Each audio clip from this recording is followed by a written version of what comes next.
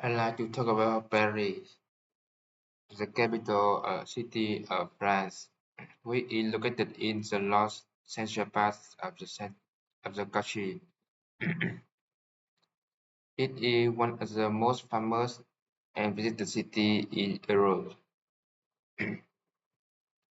Paris is well known for its iconic landmarks, such as the Eiffel Tower, the Um, it is also famous for its rich history, beautiful architecture, fashion, and French cuisines.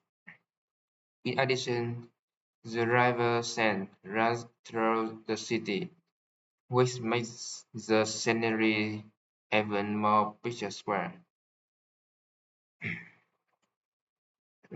I love this city when I was young. I love reading books, and I saw the Eiffel Tower in the books about a wonder of the world. And I'm very interested in Sid Fisher.